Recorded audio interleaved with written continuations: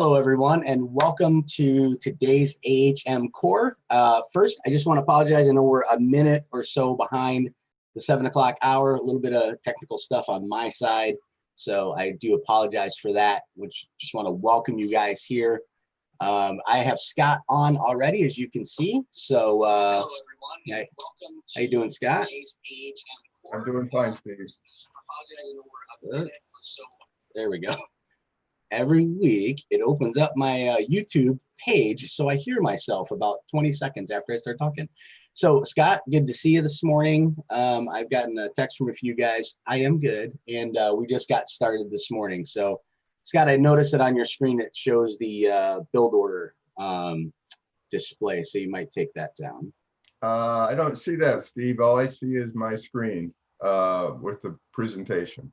Okay, let's just double check that. So there's a pop-up on my side. It's a Mac pop-up. So can you go ahead and advance your slide? I just want to make sure that doesn't stay up the full time. It is. Can you just exit out of the live stream real quick for me? Okay. Okay, where do I do that, Steve? Just end the show like you normally would. Just like stop the presentation. Okay. There we go. And, yeah, it's right there. See, it says build order on the bottom right. Oh, I see. There we go. Okay. Now you can go back to that first slide and start again. Perfect. All right. So like I said, thank you guys for joining this morning. We are live again on YouTube. So please be sure to add comments and questions, and Scott will love to circle back and answer those questions at the end. Again, thank you for your patience. Sorry, we're a few minutes behind this morning. And with that, I think I'll turn it over to Scott so we can try to make sure that we're ending at the top of the hour. So Scott, if you're ready. I'm ready, Steve. All right. Thank you. I don't see, oh, okay, there we go. Sorry about getting started a little late, guys. I know Steve had problems on his end and I have problems on my end here. I just finished up the presentation, putting it together this morning. So we're both trying to move into the chaos, but the chaos seems to be overcoming us a little bit here. So we're going to really need to desperately depend on God this morning in order not just to make this happen, but in order to make it worthwhile for all of us. And so that's where we're at this morning.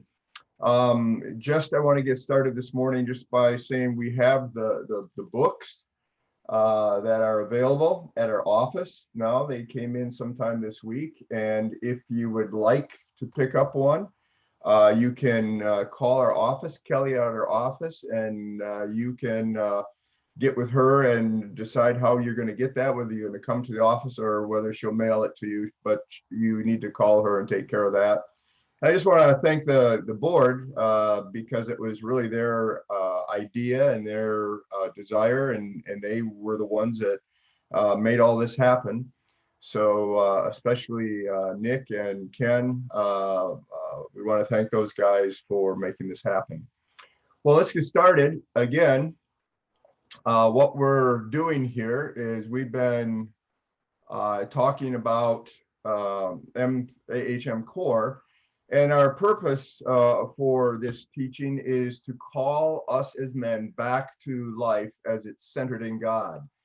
Today we live in a culture, and we by default setting really live with our self at the center and understand everything as it revolves around us, our meaning for life, our purpose for life, the things that exist in our life, our marriage, our kids, our families, our cars, our jobs, our money, everything we have and are part of, we understand as it revolves around us. We give it meaning, we give it purpose. And if there is a God, then we also put him in this same position where he revolves around us as well. And we understand him and he exists for us as God becomes like that vending machine, put in the right change, pull the lever, and we get what we want. And if we don't, then we get mad at God. So, but what we're saying is that's not the way God created us to live. That's not his design. That's not reality. Reality is, whether we like it or not, God at the center, everything revolving around him, including ourselves. And so when he is at the center and we revolve around him and everything in our life is understood as it revolves around him, that's when life begins to be what it was created and designed to be.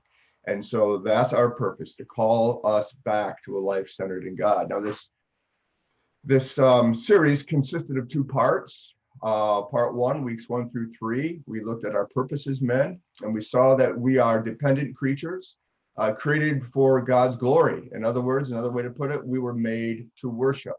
We were made to worship God. And so at our core is we will worship, whether it's God or something, but we were made to worship, and we're made to worship God as we give him glory.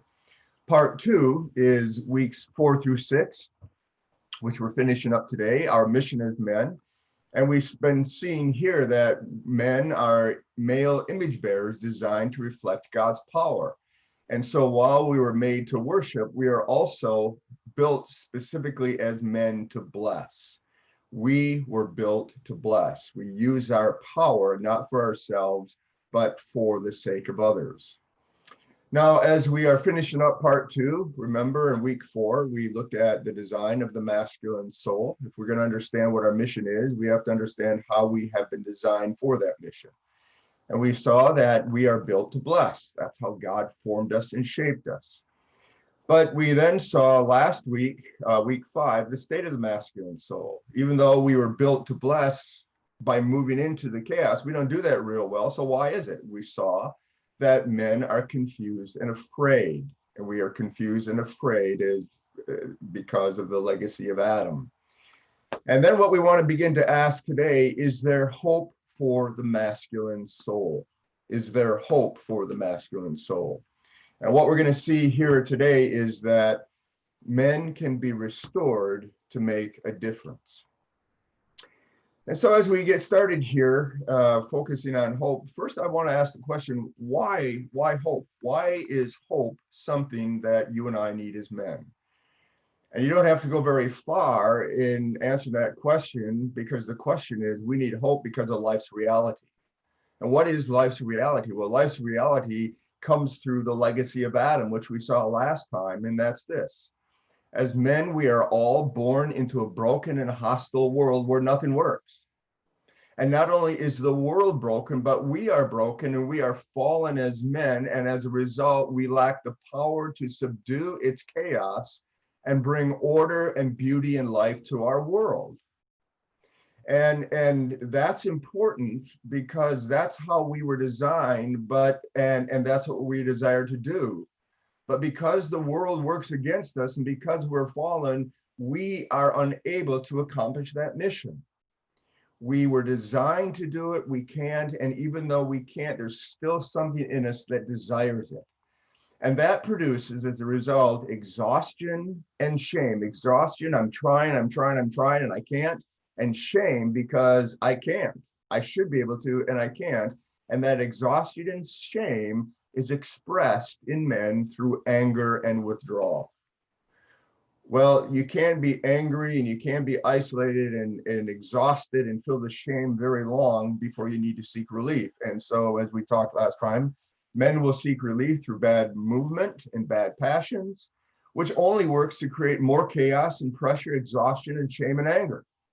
And so what we do then is we try to seek more relief, or we'll try to be better men by doing more and trying harder.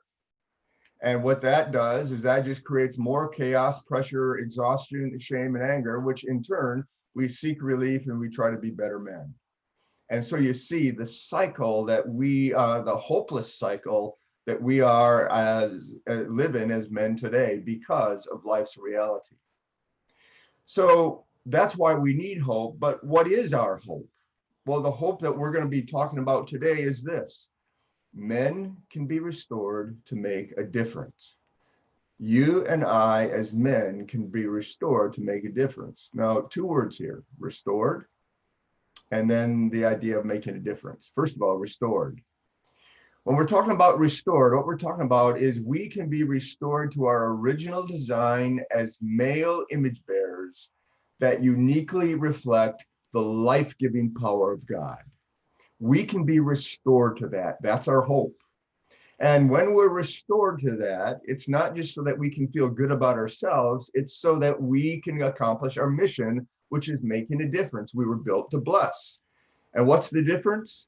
That we use this power to create human flourishing environments, places where people can flourish that are centered in God and are characterized by order, beauty, and life. That's the hope that we're going to be talking about today. We can be restored to make a difference. But then the question comes, well, where does this hope come from? Is it just coming from positive thinking? Is it just coming from new knowledge? Is it just coming from doing more and trying harder? Where does the hope come from? And what we're going to see today is our hope comes from only one place, and that is the gospel of the crucified and risen Jesus, who is the world's true and present Lord. That's the gospel. The gospel is God's story of how the lion who is the lamb has defeated evil through his death and has launched God's long-awaited plan for a new creation through his resurrection. That's the gospel. And as such, the gospel is God's vehicle for his grace to come and fully restore his good but broken world, of which you and I, as male image bearers, are its crown jewel. Men and women are the crown jewel of God's creation. And if he's going to restore all of creation, he certainly is about restoring the jewel of his creation, men and women. In other words, what I want us to see is this. Just as we saw last time, the state of the masculine soul has been passed on to us through the legacy of Adam. Remember that? That's all passed on. We can't escape that. So also, hope for your soul and my soul, hope for your manhood and my manhood is being offered to us today. We can be restored to make a difference through the legacy of Jesus Christ, the second Adam. As Paul says in Romans, as one man all sinned and death came to the world because of sin, because of Adam, so life comes through Jesus. He is the legacy that brings to us hope. And the legacy, let me just explain this a little bit more. The legacy of Jesus is this, that I want us to focus on today. As I talk about the legacy, this is how I'm understanding it for us. The legacy of Jesus is this, the full restoration of our masculine design by the grace of God through faith in Jesus as empowered by the Spirit. And as such, the legacy of Jesus has two component parts. First, there's a future component, and that is this. When we see him, when he comes again, whatever comes first, at the resurrection of our body, we will be immediately and completely restored into his image. We will be fully masculine, complete and perfect at the resurrection of our body, when our body is raised from the grave. And I want you to see something, guys. This legacy of Jesus is not about heaven when you die. It's about being alive, fully transformed to be a man on a new earth. Heaven, when we die, is only temporary. Where we're going to be forever is on the earth, raised in newness of life, in a new creation because of Christ. And we're raised not androgynous, we're raised as male image bearers. That's the legacy of Jesus.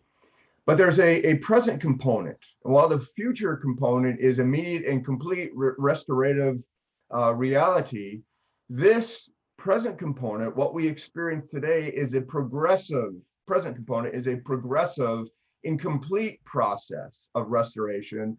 And it's experienced as we submit and surrender ourselves to the rule and reign and ways of Jesus. As we follow him, we are transformed into his image. And as such, this is not about perfection. Perfection comes in the resurrection. This is about direction, the direction of our life as it's moving, ever increasing, being formed into the image of Christ. All of this is the legacy of Jesus, being restored into the men we were created to be. And so the question is this: how do we as men who believe the gospel participate in the legacy of Jesus so as to experience the hope of masculine resurrection or masculine restoration? Every man participates in the legacy of Adam, whether he likes it or not. To participate in the legacy of Jesus is a choice.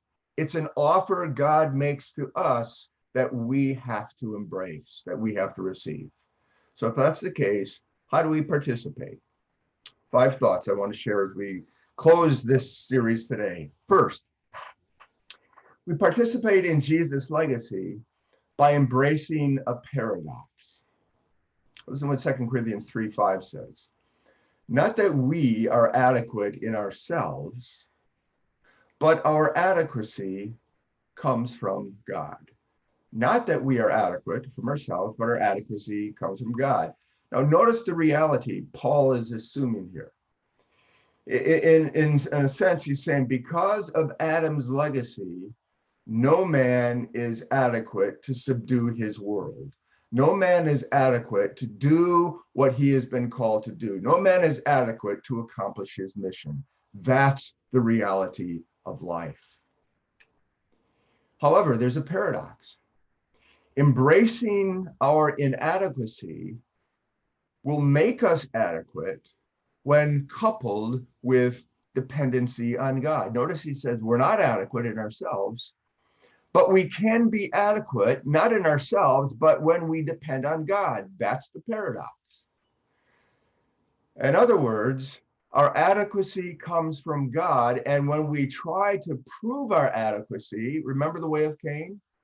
To prove our adequacy is the way of Cain. It's trying to subdue our world through our own resources, and that always will lead us away from the restorative process instead of towards it. And so if we're going to participate in the legacy of Jesus, which is restoring us into our original design as men, we have to embrace this paradox that we are made whole, not through our own adequacy, but the adequacy of God. Listen to what Paul says in 2 Corinthians 12. He says, each time God said, my grace is all you need. Now watch. My power works best in your weakness. And so if that's true, Paul says, if your power, God, works best in my weakness, Paul says this, so now I am glad to boast about my weakness so that the power of Christ can work through me. Notice he's not ashamed of his weakness. He boasts that he's inadequate. Why? So that as he trusts God, the adequacy of Christ comes out, making him adequate, and the power of Christ, which men are to emulate, works through us. And he says, the second thing, that's why I'm not discontent with my weakness. He says, I'm content with my weakness. I'm content with my inadequacies. Why? For when I am weak, then I am strong. Notice the paradox. When I am weak, then I am strong. The paradox is this, the adequacy of inadequacy. And what Paul is saying is that if you want to be part of Jesus' legacy, you have to embrace that paradox. And so the paradox, the adequacy of inadequacy, is core to being part of the legacy of Jesus. So second, we participate in the legacy of Jesus, not only by embracing the paradox, but by remembering not to forget. And you say, well, what does that mean? Why do we need to remember? And what is it we need to remember? Well, first, why remember? Why remember, guys? One reason. The Bible describes you and I as Zakar. In Genesis 1:27, it says God created them male and female. The word male is Zakar. The word Zakar is used throughout the Old Testament. It's a Hebrew word, and it's only and exclusively always referring to men. Men are Zakar. Now, what does Zakar mean? Well, Zakar or male means two things. It means, number one, the pointed one, which is a reference to our sexuality. It's a picture of who we were made to be. The pointed one has to do with the idea of strength and forward movement. But it also can be translated the remembering one.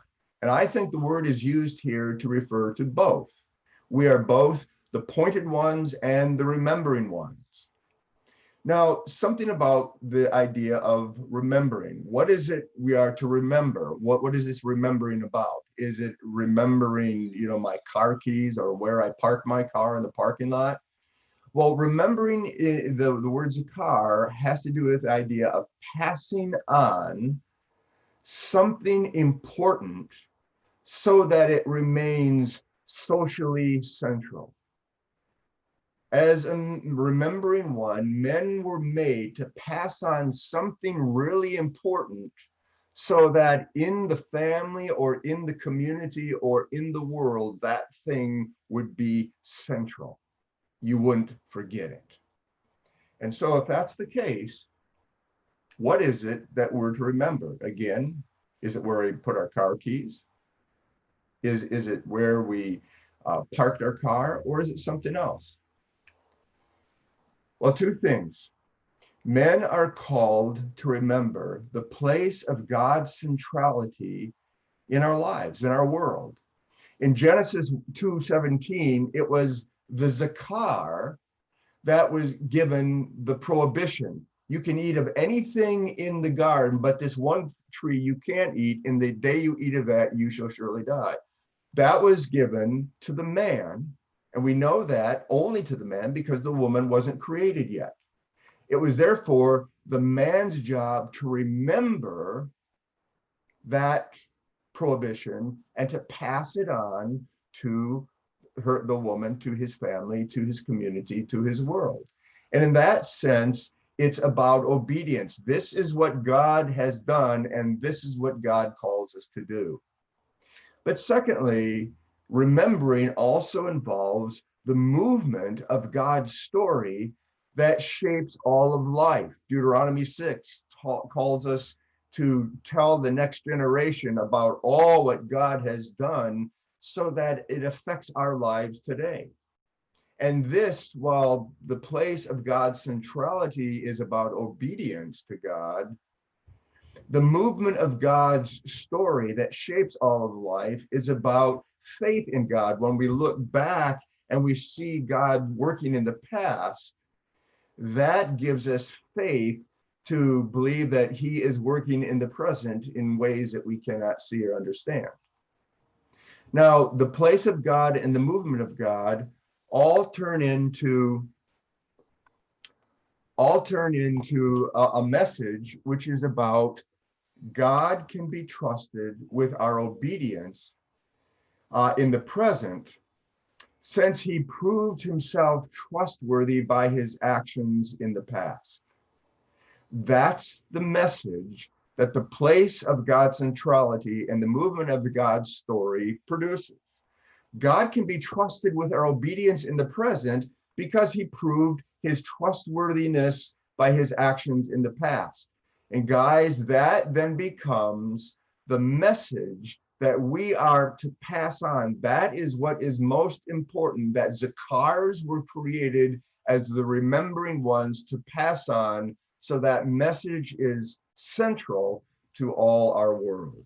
For example, in Deuteronomy 4:9, it says this, but watch out, be careful never to forget what you yourself have seen God do.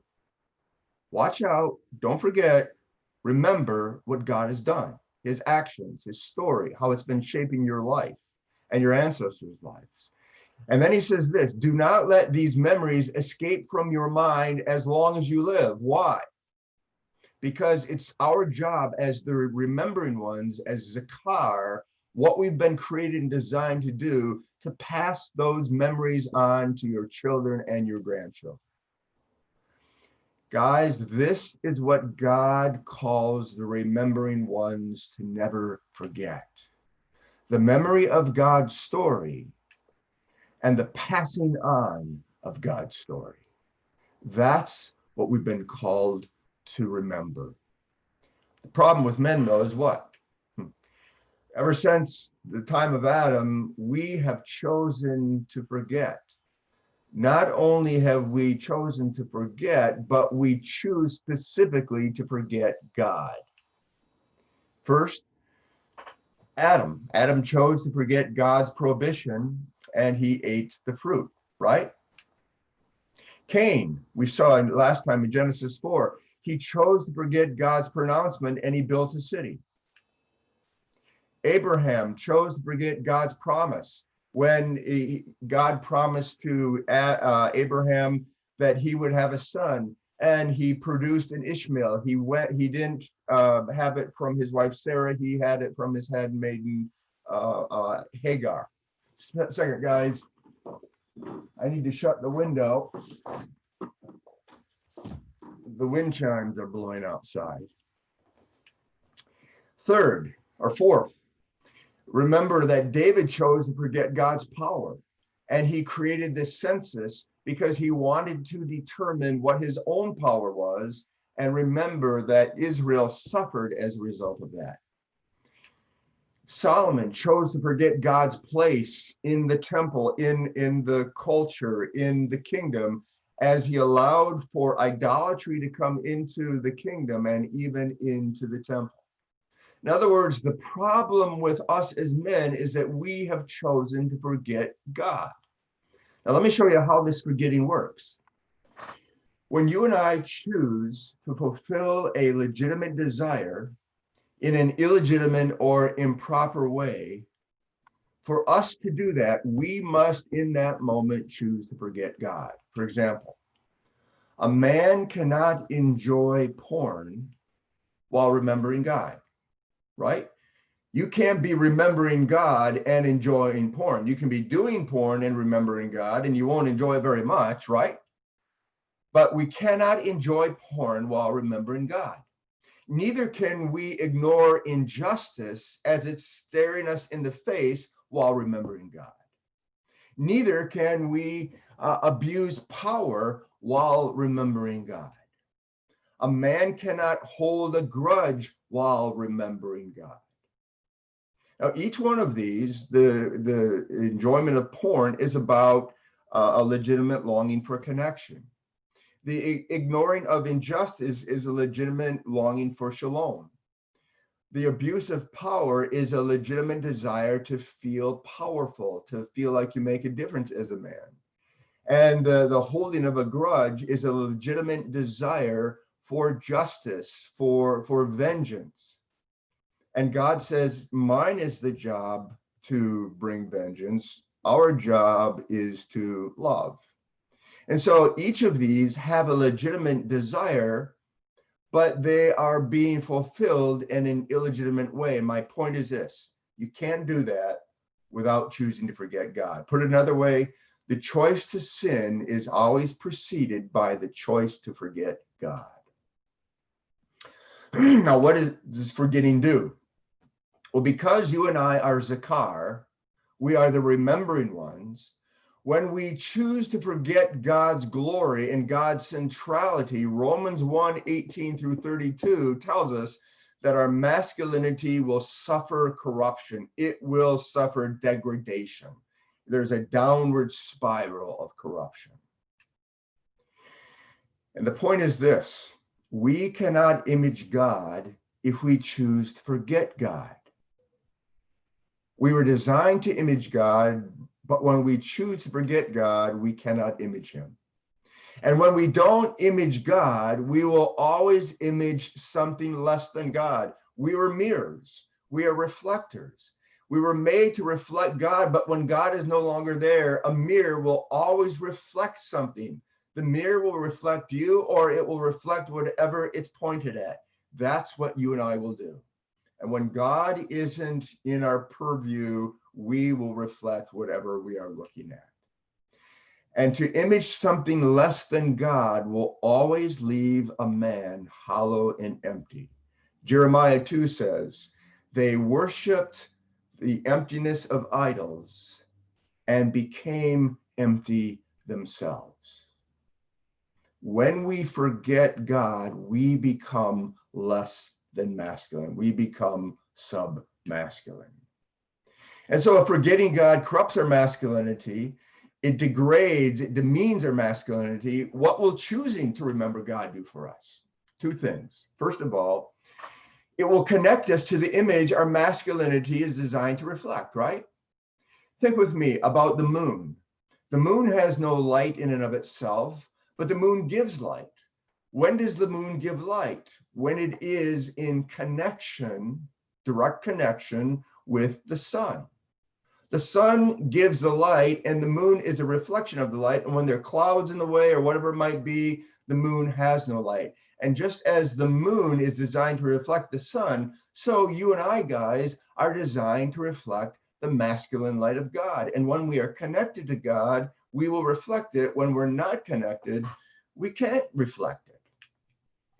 And it's only by remembering God that our masculinity will reflect the glorious image of God. So it connects us to the image. Second, remembering God impacts and shapes our lives, both in the present and the future. And there's a lot that I could say here. If you want to, turn to Deuteronomy 8, and you can see how remembering God's story, God says, will help make sense of our present confusion.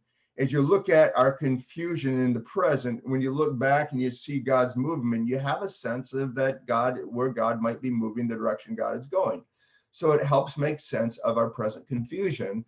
And not only that, Deuteronomy 8, 7 through 14 tells us that forgetting God's word in the present will bring chaos to our future. When we don't know who God, and we forget who he is in the present and how we're to revolve around him, our future becomes chaotic. God gives order not only to the present, but to the future. Some practical suggestions to remember God. First of all, immerse yourself in 3 different kinds of stories. First of all, the stories of God in Scripture. Read the Bibles, read the stories of God in the Old Testament. Remember the Passover. The Passover was institution designed by God to remember what? The Exodus, the story of God in taking the people out of Egypt into the promised land. The Lord's table is to be something that reminds us of the story of God. And what story of that? It is the death of Christ and the waiting for his resurrection, our resurrection until he comes. Also in Hebrews 11, we're told to remember the stories of the men of faith. All the different men of faith there have stories, and we are called to remember those stories. So immerse yourself in the stories of God found in the scriptures. A second thing that I like to do also is the stories of God from church history. The church calendar. The church calendar, I'm not talking about potluck on Saturday. I'm talking about the church universal calendar, because today we're in the 11th week of ordinary time. The church calendar revolves around the story of God in the gospel. And by following the church calendar, Advent, Christmas, Easter, that type of thing, you are following the story of God. Also read biographies, good biographies of men from the past. I think of Hudson Taylor, The Spiritual Secrets of Hudson Taylor, or George Mueller, the autobiography of George Mueller, 2 great biographies that are important to read because they tell you about their interaction with God and how God used them and transformed them for his purposes. Also, remember the stories of God in our own lives. Look back at the times in your life where God has worked in ways that you can't deny it. For example, I shared with you a couple of weeks ago about the story of the keys and the dropping the keys and how God brought those keys right in the middle of us. That's a spiritual marker that I will always look back to remember God's place and God's power and God's movement in my life. And so immerse ourselves in those stories, but secondly, tell those stories in your sphere of influence, to your family, to your kids, to your friends, to your community. Immerse yourself in the scriptures, church history, and your own stories, and share those stories. Why? Because, guys, we are Zakar. We are the remembering ones. And to participate in the legacy of Christ, we have to embrace the paradox, the adequacy and inadequacy, and we have to remember God. We have to remember, not forget. Third, we participate in the legacy of Jesus by imagining what could be. Remember something. We are made to image God, and if you go back to Genesis 1, we remember this, that the God we image sees beyond the moment to what could be. Remember? God saw the darkness and he said what? I see light where there is no light. And it was so. God saw the emptiness and he looks into it and he says, I see land filled with trees and flowers and bushes and animals and bees and birds and life. God saw that all in the emptiness, and it became so. And God saw the man's loneliness, and he said, I see a life-giving relationship with a woman, and it was so. The God we image sees beyond the moment to what could be. In fact, in Romans 4:17, Paul says this, God saw that which was not, and in the context, it was the childless elderly couple, Abraham and Sarah, who had no children, and they were in their hundreds, as though it were. He saw this childless elderly couple as the father and mother of a great nation, as many as the stars of the sea, of the sky, and the sand on the seashore. God saw that which was not as though it were. Guys, the image must be imagined. Who we are and what we were designed to be, and then the idea of doing it, moving into it, must be imagined. For example, what do you see as a man when you look at your marriage? What do you see? When you look at your family, what do you see? When you look at your job situation, what do you see? When you look at your personal life and everything that goes on below the surface that no one knows about except you, what do you see? When we look at all this unrest in our culture today, what do we see? Do we see beyond the mess into the glory of what could be if a man would move into that? Or have we succumbed to the unrelenting chaos of the serpent? It just keeps coming and coming and coming, and it doesn't stop. And so it's just like, why even bother? Or have we surrendered to the distorted thinking of our culture that says, don't even try, just give up, it's all hopeless?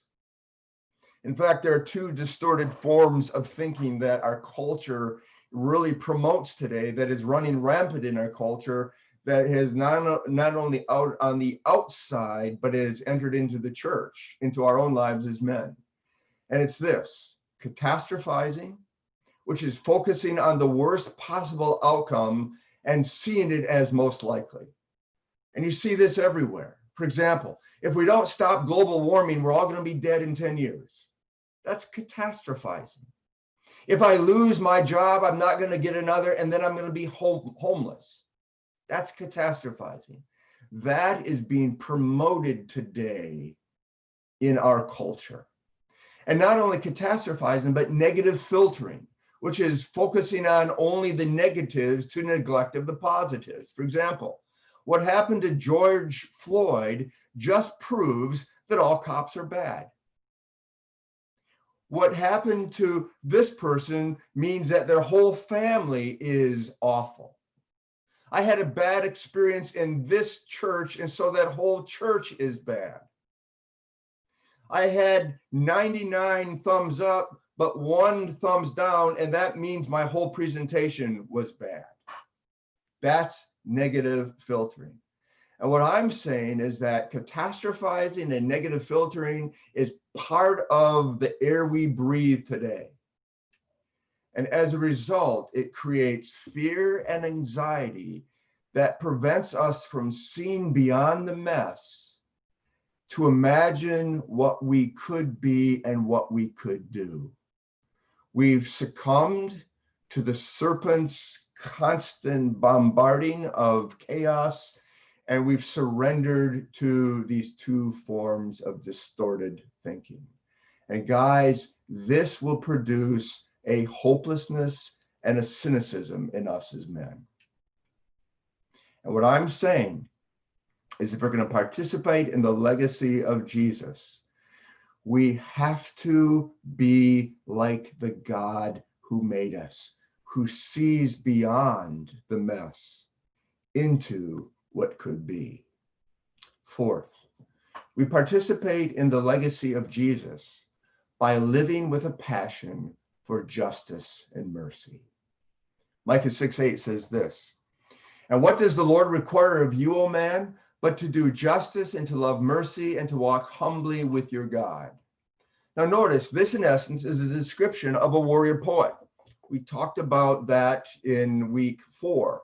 What a warrior poet, a man is a warrior poet. Now notice that Micah says this warrior poet does 2 things. He walks humbly with God, and the idea of walking humbly with God is through dependence. I'm depending on God for life. I'm not dependent on my own resources, and I'm submitting to his ways. I'm submitting to his will. I'm submitting to his rule and to his reign. That's walking humbly with God. But he also engages the world with a passion for justice and mercy. What do I require? That you do justice and to love mercy. And now what I want to say is this. A warrior has a passion for justice, and a poet has a passion for mercy. Now let's think about this, the warrior, a passion for justice. A passion for justice is movement against chaos, a movement against chaos. Some things about the warrior. The warrior loves God's created order. He loves God's moral order. He loves how things are created and designed to be. That is shalom. And he wants to enter the chaos to use his power to uphold the shalom, to keep the shalom, to maintain the shalom. And that movement into the chaos to uphold the shalom is called justice. Justice is taking the created order that is now out of order and bringing it back into the order as God designed. And as such, the warrior takes on chaos to form something good from it. And he does this because he's committed to a cause that is greater than himself, ultimately to the glory of God. And as such, he willingly gives his life to destroy evil, which evil is about destroying God's shalom, God's order. And in doing so, he nurtures and cherishes God's shalom in the lives of his wife and his kids and his friends. Now, as such, guys, we become jerks when our desire for justice, God's agenda, turns into vengeance, our agenda. God is about justice. That's what we're to be about. And when it turns into vengeance, we become the jerk. Also, we become the jerk when our cause is no longer God's glory, but when our cause suddenly turns into acquiring more power in order to prove our adequacy, all under the name of God's glory. That's the warrior, movement against chaos. Now, the poet has a passion for mercy, which is movement towards people. Okay. Some ideas about the poet. The poet is like the artist who stands with his palette in hand before a blank canvas, imagining what could be. It's God in Genesis 1, standing, imagining what could be, and he paints a little, and he stands back and he says, oh, this is good, this is beautiful. And he does a little more, and he stands back and he says, this is good, this is beautiful. And at the end, he says, man, this is really good. That's the poet. The poet sees the character of the chaos and realizes he can bring something forth from it that is good and that it is beautiful. And so he uses his giftedness and the abilities that God has given to him for God's agenda of creating shalom for the sake of others. And he pursues relational connectedness with people with strength and fullness. Whereas a wimp will pursue connectedness, he uses that false kindness, that false mercy out of his weakness to fill his emptiness. And the poet is committed to giving kindness and grace and mercy to others. And he gives this because he loves to surprise people in order to bring joy. And guys, when you give joy or grace, when you give mercy, when you give kindness to others, it will always be a surprise because that's not what people think are coming their way.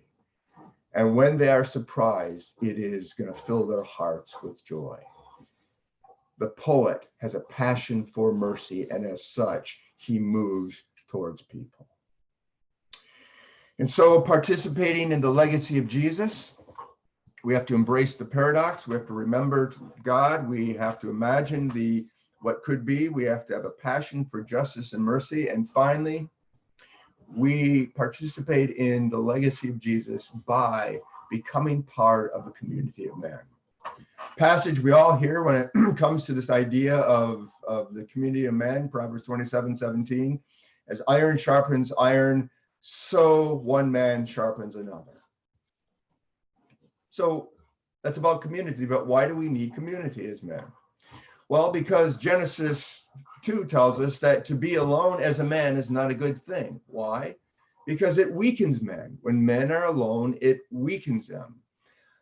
But when men become completely isolated, men will also go to bad places. That's our default setting.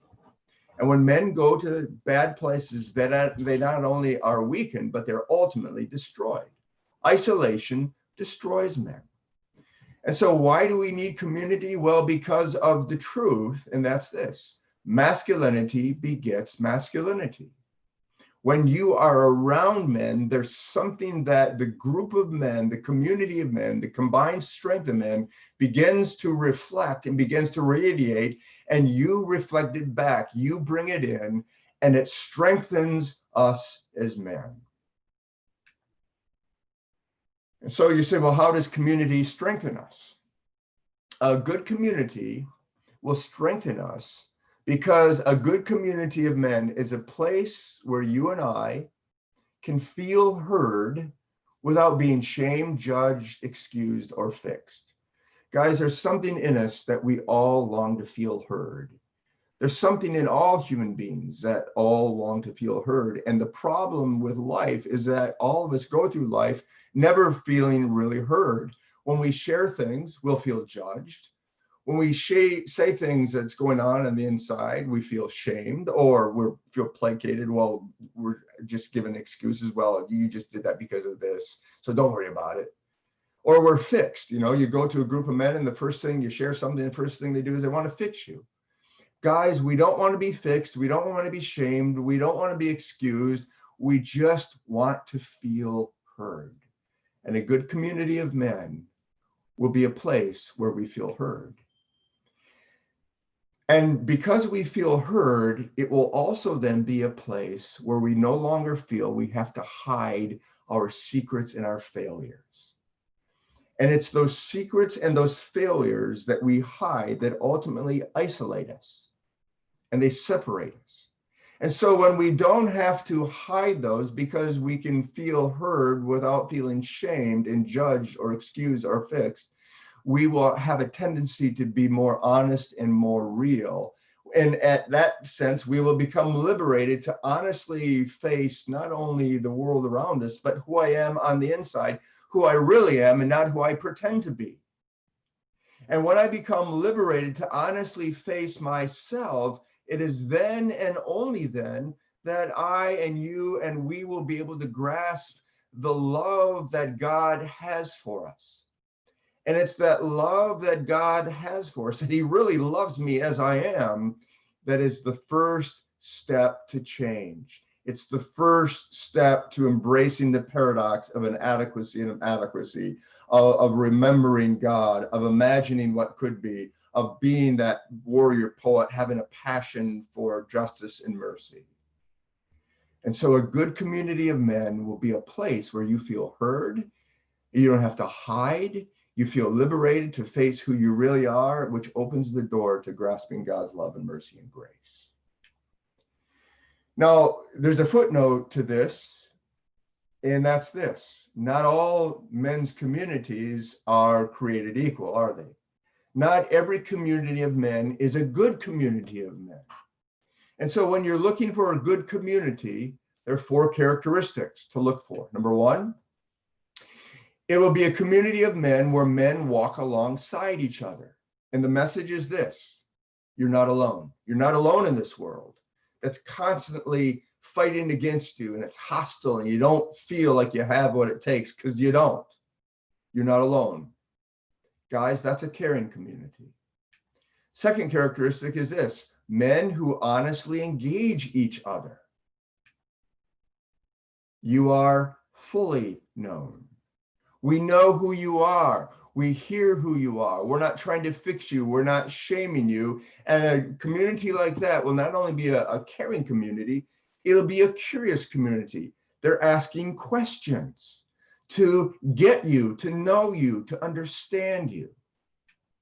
Third, a good community will be a place where men lovingly challenge each other.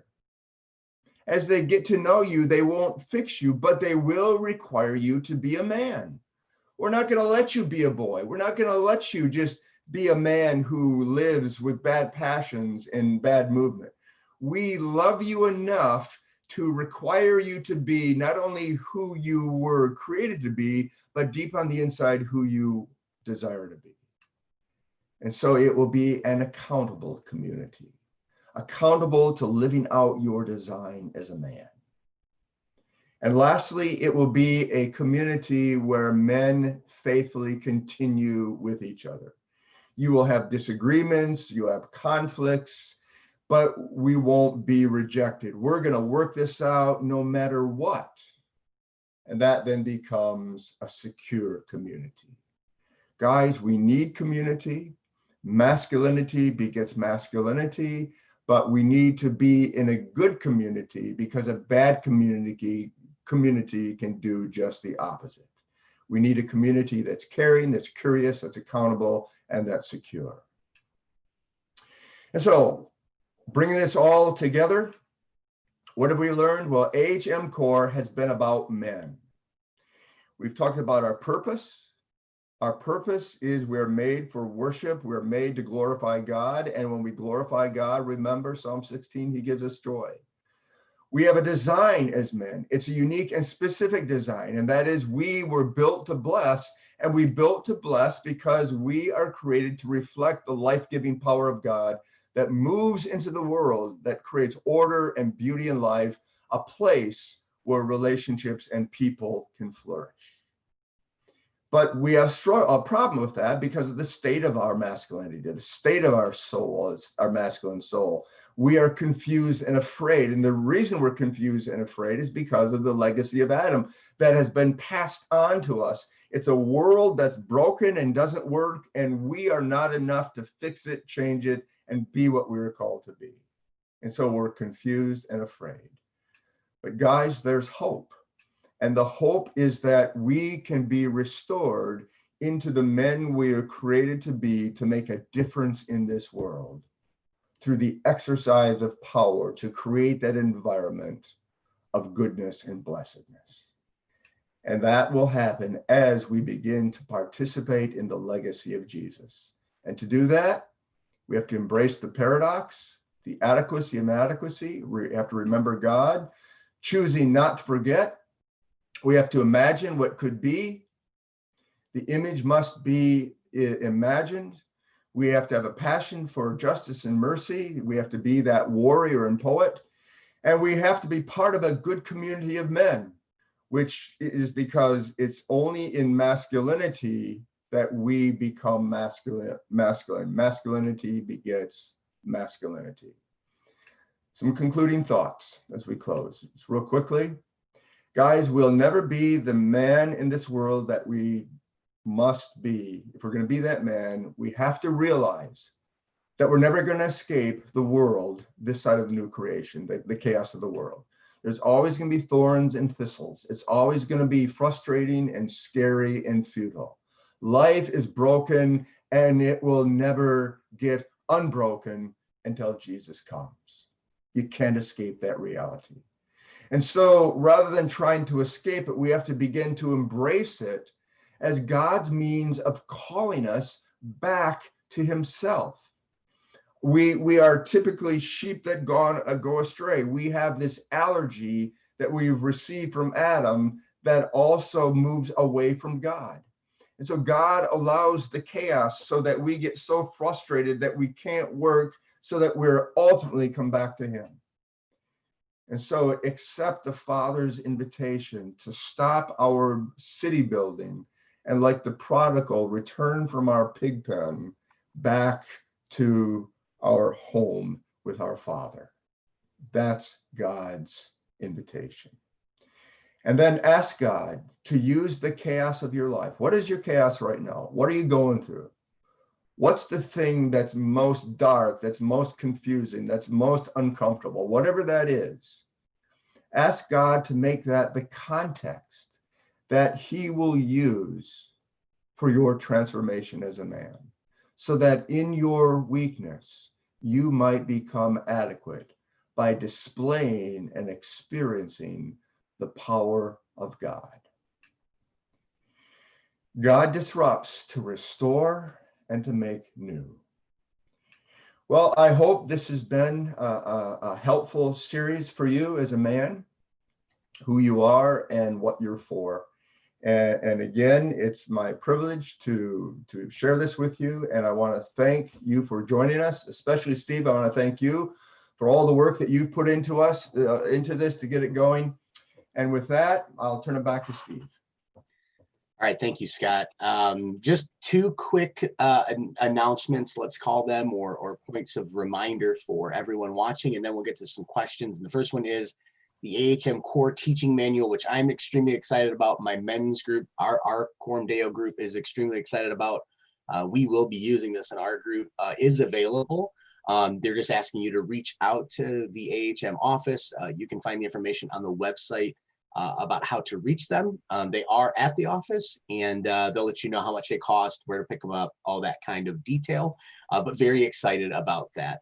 And then the second thing is, again, just a reminder that if we don't support what we love, it goes away. If we're not engaged in our relationships and in ministries and in activities that give us life and give us more fulfillment, then those things go away. And so you can help AHM by supporting us. We are a 501c3 organization.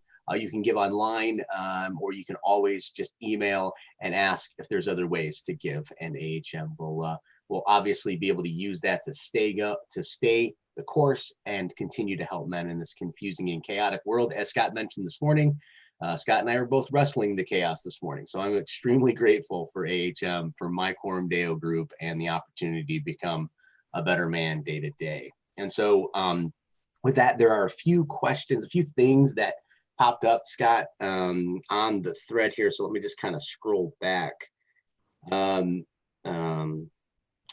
A couple of words of affirmation. This is a great direction, and I've been searching for this type of a teaching for a while. And to that comment, this AHM CORE book that Scott has put together and the AHM team will help even more. So I would just encourage everyone to go grab that.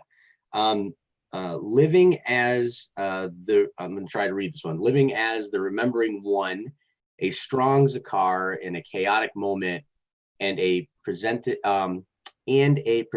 difficult situation is a hard struggle at best. How do particularly keep God at the center and stories remembered? So I guess that's just a recall about what's a couple of practical ways to keep God there and to keep the memory strong? Well, this is what I do. Every morning I get up early, and the first thing I do after I make my coffee is I read the stories of God. I'm going through the book of Luke right now, and there are lots of stories. And so I will constantly, daily, I read the stories of God. Secondly, I'm typically always going through a biography of a leader from church history. Again, the stories of God, how God has worked. The one book that I've recommended, I think I've had all our board read, and a lot of you guys that are part of AHM have read, and I think I've read probably 20 times. Just the stories is the autobiography of George Mueller. That's probably, maybe 100 pages. You can pick it up on Amazon for like maybe $8. I keep that at my bedside, and it's like his journal, and he just talks about how God answered these prayers, and it's just amazing. And so I'll do something like that. I also observe the church calendar. Every day I get up and I remind myself, okay, what day is this in the church calendar? And the church calendar was put together, maybe second, third century, something like that. And it just revolves around the church year, revolves around the stories of the gospel. And so I remember that, I do that. And part of the examine that I do each night is I go take my dog for a walk, and the last thing I do before I start getting ready for bed is I will use this app, Pray As You Go. And there's several of the different things on it, prayer things I use on it, but it reminds you of what's going on in church history. For example, was it last week? It was St. Barnabas feast day. And so Ken Burt, we gave him the name Barnabas. And so it's a reminder, okay, who is Barnabas? They're celebrating his encouragement, how he really became a part of the church and had an integral part of bringing Paul, after he was first converted, into the church. And so I just texted Ken Burt, happy Barnabas, St. Barnabas Day. And so those are three or four practical things that you can do, but they have to be routine, and they have to be habits, and they have to become part of your rhythm of life, that you begin to live, not just read the stories, but you begin to live into the stories. Yeah, that the last part of what you said I think is the measured part of it, right? So it's one thing to find something that helps. It's another thing to put it into practice, and practice isn't once, it's continuous. And so good habits are hard to form today. So those are a couple of good ones. And then the last one that I'll read, and this really is, I don't know that this is a question, but you may have a comment to it, and then we'll end today's stream. Thank you guys for the few extra minutes here as we started a little late. My wounded and hidden godly masculinity is more caught than taught when in community with other men, which gives me hope each time I meet with my small group. Alone has never worked for me. And so I think that's just an encouragement to what we've been looking at over the course of this. Yeah, masculinity begets masculinity. And most of us grew up in homes where we didn't have a father that exemplified good masculinity. And so because we're reflectors, we reflect what we see. We absorb what we feel. And if we see masculinity that's built off bad passion and bad movement, guess what? We just see that as normal and normative. And we know something isn't right, but we don't know what that is because we've never seen that. And so that's why it's so important not just to get into a community of men, because if you got a community of men and they all have that same bad example of a father, you're just, you're just passing around bad passion and bad movement. And so you have to get into a community of men that understands their own stories and, how they live, with bad passion and bad movement, but they have a better idea of what they could be and what they want to be and what it looks like to have good movement and good passion. And so that's where that whole masculinity begets masculinity begins to come in. But it always has to be based off God's design, not what our culture tells us, or not even what our church tells us what it means to be a man. Yeah, and you said something there that I just wanted to remind everyone about. There are still spots available for the story weekend. And if you're not familiar with what a story weekend is, please reach out to AHM. We'll give you more details, but essentially a story weekend is where you can explore your story. It changed my perspective on myself, and I've lived with myself my whole life. So it allows you to go deeper into who you are. And so that does and has instructed my communication with my group of men and with my family. It helps me to orient myself, let's say.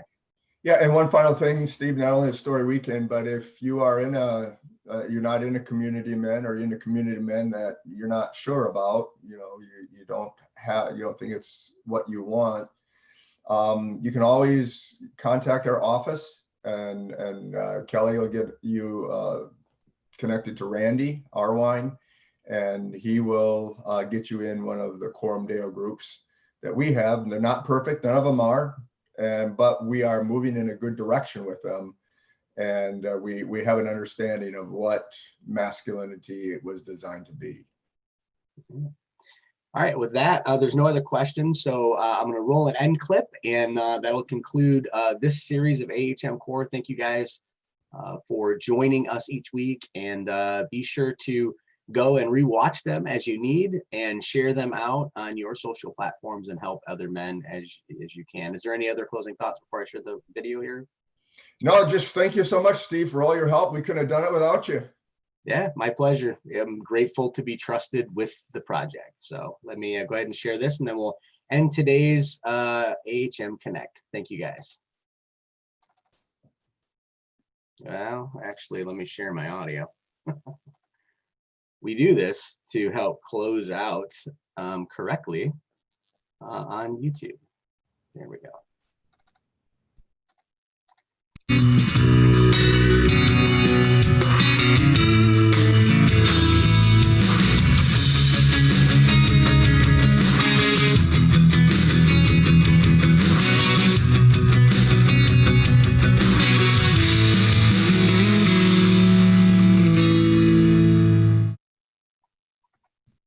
All right. Thank you guys for joining us, and have yourselves a great day.